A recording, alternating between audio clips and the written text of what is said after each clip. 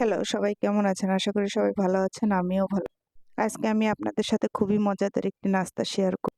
এই দেখেন বন্ধুরা, কাঁচকলা। আমি আজকে এই কাঁচকলা দিয়ে চপ বানাবো। তাই ১ম এ কাঁচকলাগুলো কেটে কাঁচকলায় একটু হলুদ মেখে রাখছি। কাঁচকলা হলুদ মেখে রেখে উমামো গরম পানিতে ধুয়ে নিলে আর কাঁচকলা কালো হয় না। অন্য পাশে আমি ব্যাটার তৈরি করব, তাই বেসন আর চাউলের গুঁড়া দিয়ে দিচ্ছি আর কিছু মরিচ গুঁড়া দিয়ে দিচ্ছি। একটু হলুদ দিয়ে দিলাম, লবণ দিব, কিছু গোটা জিরে দিয়ে দেবো। তারপরে একটু রসুন বাটা দিয়ে দেবো। এবার এটাকে আমি সুন্দরভাবে মাখিয়ে নেব। আচ্ছা বন্ধুরা, বলেন তো আপনারা কি কখনো কলার চপ এইভাবে খেয়েছেন? আর যদি না খেয়ে থাকেন অবশ্যই একবার ট্রাই করে দেখবেন। এবার আমি ব্যাটারটাকে খুব সুন্দরভাবে ফেটে নেব। কলায় একটু লবণ আর মরিচ গুঁড়া মাখিয়ে নেব। বাচ্চারা একদমই সবজি খেতে চায় না, কিন্তু আপনি এইভাবে যদি ভেজে দেন দেখবেন ওরাও সুন্দর করে খেয়ে নেবে।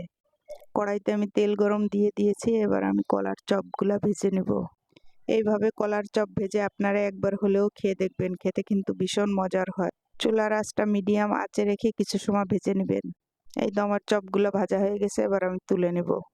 দেখেন বন্ধুরা, এটা দেখতে কি সুন্দর লাগছে, তাই না? আমার রেসিপিটি ভালো লাগলে অবশ্যই ভিডিওটি শেয়ার করে দিবেন। সবাই ভালো থাকবেন। আল্লাহ হাফেজ।